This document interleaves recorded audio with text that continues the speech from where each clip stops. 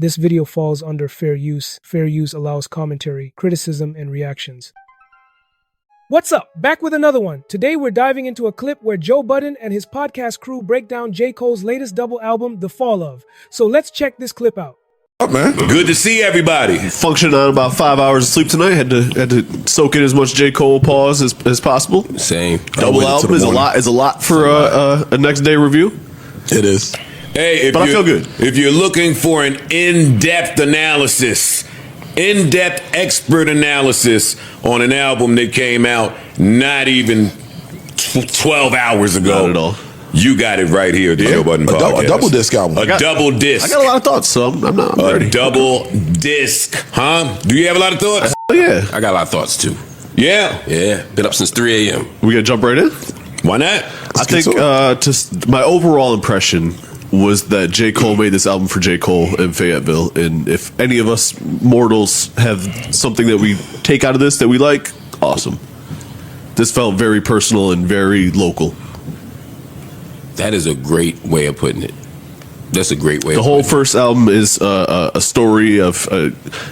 When I first started listening to it, I didn't really. I know I read all the notes that he dropped, but I didn't take it into account. Yeah. And then about halfway through, I went back and let me go reread this and see what he was saying. And he was talking about how it says disc 29. He went back to Fayetteville, his hometown, at 29, and this is a tale of the experiences. And I think it's that first disc for me is interesting because it's some of whatever J. Cole is good at. I think you see him at his best here. Like bars wise, I think he's up. Storytelling. He's up. Storytelling was the main strength of this album. I mean, storytelling is crazy. The whole album is a story. Both discs is stories. Mm-hmm. Yeah. But there are moments, particularly in the first disc, where I just, to your point about he made it for him. Yeah. Some of the production, some of the beat choices. I feel like J. Cole. I loved him rapping on every song, and there are songs where I was like, this song would be better with a more grandiose beat. With a bit like, oh yeah, you know, it felt some of I love because it felt like boom bap from '94. Some of it I love. It was perfect for me and my headphones. Yeah. But for who I think the audience wants him to be, and for the kind of goal I would want his quote unquote final album to be, sometimes I wish there were some different people. Like the Alchemist beat is amazing, right? Like I love that. He always got to find the drums on the Alchemist beat. I wanted more of that. I want a little bit more of that production wise, but storytelling. There was a few songs that had me in a chokehold. Just to name a couple real quick. Safety. Safety had me. I love Safety. I love Bunts Road Blues, and I love Drum and Bass. Those three for me were like on this, like the standouts on that first disc, and it was great. The production, I think, is mostly T-. He's an executive producer, and J. Cole as well. They handled a bulk of it. You could tell. Yeah, I didn't love the production, but I didn't hate it either. I thought it was fine, and I think that for an album that is mostly based on storytelling, you kind of have to have beats like that. I think that those kind of beats, whether we want to hear exciting or not to say they're not exciting, because they're knocking, the drums are knocking, the bass is knocking. It's not fine. Bad. For his last album, I don't want to say like, oh, the production was fine. Well, we don't know. We don't know that this is last. Or what? We can't. If you let me put it differently. If you put out a double disc in hip hop, this should be a major piece of work. This should be one of your. If you think about Pac, think about Big. Like I knew you was about to start comparing. Yeah. No, because that's what I want from him. Because he's capable of that. And the raps are. I mean, again, so far I really love this album. I'm just saying. I don't know that he's capable of that. He's had better production on previous albums. I will say that. But Joe, even listen to the mixtape last week when he's on Epic Beats. I think you and I disagree with this. I think he shows up. I'm telling you that, and we want to have a nice, cool, and clean conversation. I'm telling you that All Eyes on Me and Life After Death are two of the better albums ever made in hip hop. True, and they're double discs. Yes, J. Cole is phenomenal. We do not know that he can do that, and if we begin to compare, then no, this is not that. I think the better comparison for this album. That's my better comparison for this album is the Kendrick. It's the Morale. Double disc, Mr. Morale. Yeah, this is a concept album to me, which is interesting.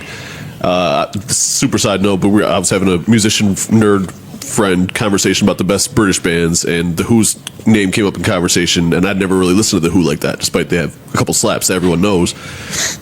So I went back and listened to their whole discography, which is only maybe 7 or 8 albums, but most of them are concept albums. So I'm already kind of in concept album mode when I heard that, and I thought that was a little interesting. That's a good. And I also thought that him kind of ragging on Kendrick during the battle, granted it was a battle, so all things are not to be taken super serious. He ragged on Kendrick for his double disc, which was a concept album, and then made a concept. A lot of rap fans have pointed out that Cole made this for himself and his hometown, not just the charts. The focus is on storytelling, and it's the kind of album that grows on you the more you dive into it. Albums. I thought that was a little interesting. That's really good, man. I halfway through the first disc, I went back and read them letters. Yeah. I mean the notes, and I said, okay, I get it, because disc one wasn't for me. Okay. Disc one was clearly, and when he said this is 29-year-old me, well, that was a J. Cole I wasn't really listening to like that. That I wasn't too much of a fan of. Wow. So I was like, all right, cool. Now I understand why this really ain't connecting with me that much. Rapping is there. It was just, production made me want to go say, hey, who did these beats? Because this sounds like back when Cole was doing all his production, and majority of it was that. Again, this just sounded Cole era. This is diehard Cole fan music, not I can dig those that. of us who kind of warmed up to him later on. This album like reinforced the critiques that I had about him. Okay, I think that's fair. Disc one was very boring to me. I wasn't blown away until the second half of disc one, personally. Track 7, which was around with the Alchemist album. I mean, there's a couple joints on him. I'm just saying, I'm comparing overall, and then I'm listening to this as comparing Cole to Cole.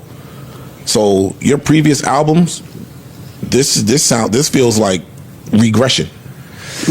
Oh wow! See, I get that and I understand that. I think that again, this album is for him and for his hometown. So I can't compare this to albums that he was swinging for the fences a little bit more from a commercial standpoint. Like he wasn't trying to make no hit on this album. Cool, but this is an album that this probably had more hype than the battle. I don't give about the battle. This album had more hype than maybe any other album outside of his debut. That may be true. So if you chose to make it a very personal album, I mean, you set this bar. You know, you putting up the whiteboard and showing us your plan and your graceful exit, as some may think this is the retirement album, or, you know, whatever the case may be. You played into a lot of that with your rollout and made that you have a very high bar set, and coming off of your previous works. I think all that was intentional. Cool. It could be intentional. So now when I get the project, I'm underwhelmed. I understand that. I think that with disc one, I'm only speaking on disc one right now. I think he did this for his town and for himself, and I think that was intentional. Let me build this up, and I'm going to give you me on it, and bring you back to where I'm from, which is not a major city. So that's like super fly to like I'm going to bring you into this world. Yeah, that it's hyper local. Really know about the storytelling and the lyrics. I thought that for me was compelling. I didn't find this one boring at all, but I get why. Like you said, if you're not a diehard day one Cole person, I get why you might feel that way. I didn't feel that way. I'd love this one. J. Cole's new double album, The Fall Of, is a deeply personal and hometown-centered project that emphasizes storytelling and lyrical craftsmanship over commercial appeal.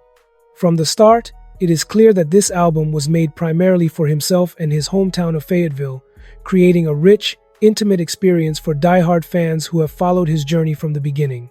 The first disc, in particular, highlights his best abilities as a storyteller, with tracks that convey emotion, reflection, and the nuances of his personal experiences.